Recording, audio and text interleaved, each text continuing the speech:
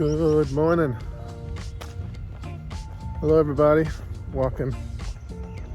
Doing my walk in the cemetery.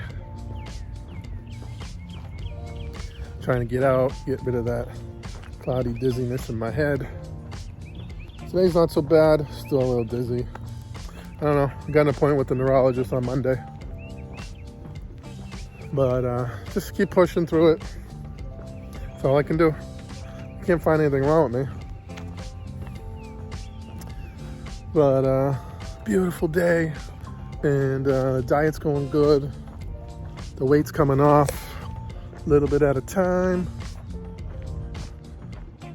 I'm definitely eating. I'm eating 3 solid, beautiful meals a day, every day.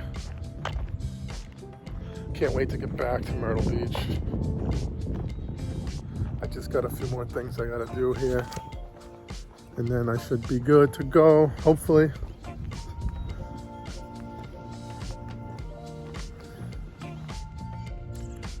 So, sorry I got interrupted.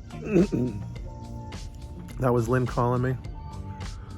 She's making her breakfast, her lunch, getting ready for her shift. And I got my my approval finally to take the test for the real estate exam in South Carolina. And I'll get to work right away once I finish that. I also might do some mortgages. I'm just working on getting a license for that as well. I can't do both. I can only do one or the other. But I'm not really sure. I have a friend of mine who wants me to do mortgages for him in South Carolina. So I might end up doing that. But yeah, I need to get back. I really need to get back. I got things to do, and it's beautiful down there. I want to go crabbing and fishing. Instead, I'm stuck here feeling dizzy.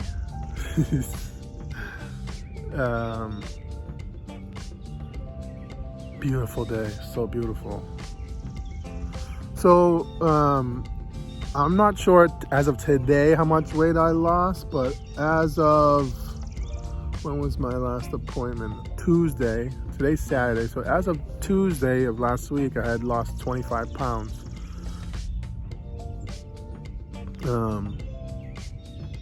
265 down to 240.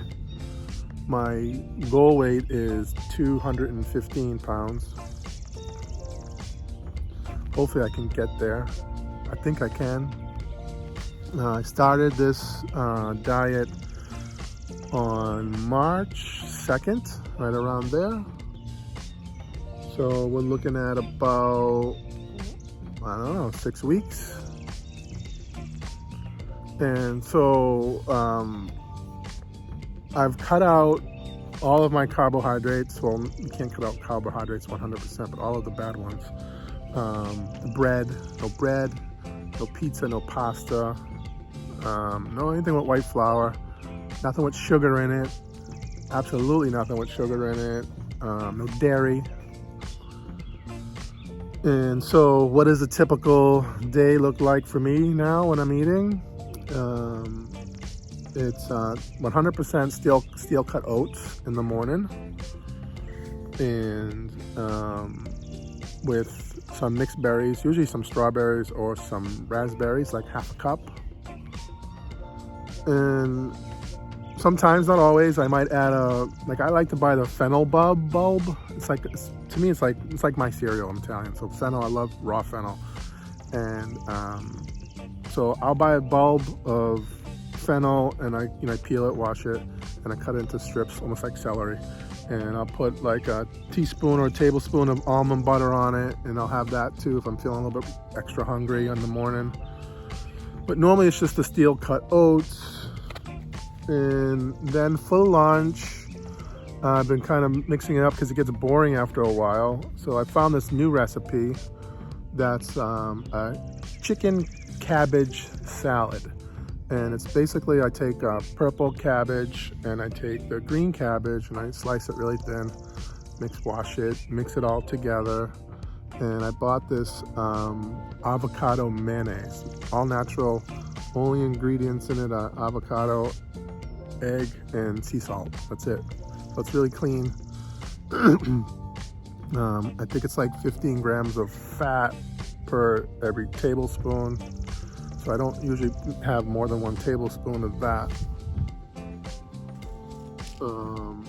And I mix it with the cabbage. So I make a salad, almost like a coleslaw, and I bake chicken breasts, cut it into 3 sections, and I only have 1 section per meal. You know, it's about 3 ounces chicken. So I mix all that up into a nice big salad bowl, and that'll be my lunch. Or I just have some romaine lettuce with some apple cider vinegar, a tablespoon of olive oil, mix it all together, throw a piece of chicken on it. That's my lunch. Dinner, salmon, not a big piece, with some type of greens, you know, like maybe some steamed bok choy with a salad, you know, also with the romaine salad. I made a nice dish the other day, which is cannellini beans with escarole, and I put a piece of chicken in it. So that's really good. That has a lot more carbs in it, but it's all good stuff that's good for you. It's all plant-based stuff. So I'm trying to come up with new recipes and new ways to eat, because it gets gagging after a while eating the same thing. It's like you don't want to put the food in your mouth. So I'm eating good, you know. I'm not starving, I'm not hungry. My belly's full. And if I can just get rid of this vertigo, I'm pretty sure it's just a bad case of vertigo. I've had vertigo before, and the worst it's ever been was like a week. And it usually comes about if you're overly stressed. And I don't know. I mean, I don't feel like I've been overly stressed, but maybe inside, maybe I keep it up internally.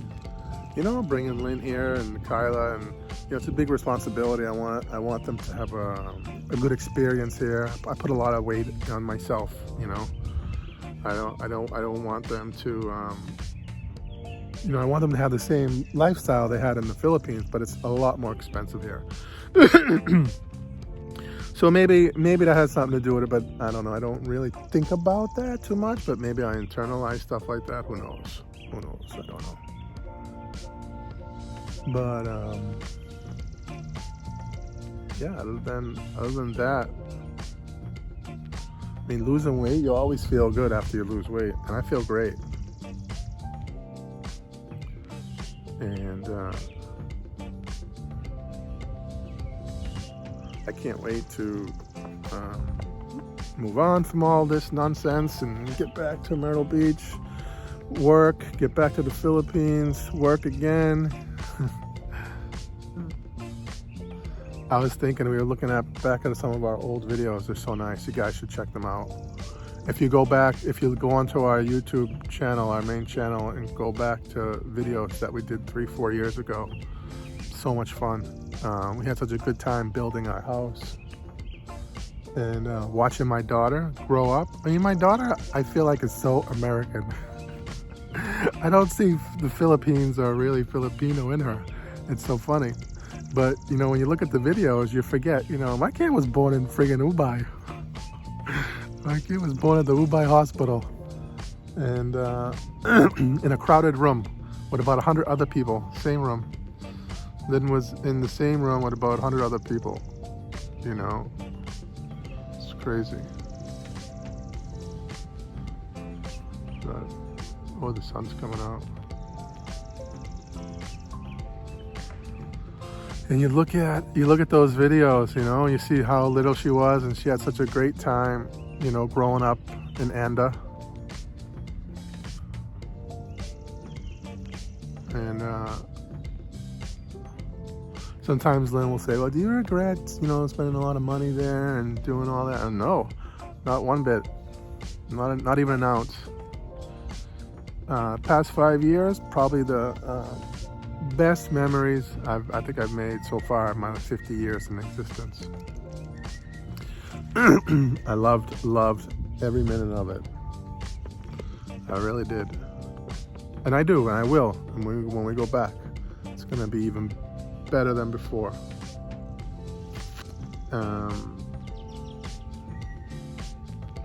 But Lynn has adjusted so well to life in America. She's doing so good. She's on her own, her and Kyla. I left them on their own in Myrtle Beach, South Carolina. She goes to work every day. She goes to school every day. They don't need me. That's what I love about Lynn. Very, very independent woman. Lynn doesn't need a man. When I met her, she didn't need one. When I met Lynn, she had all her own things. She even paid for the hotel room for our first night together.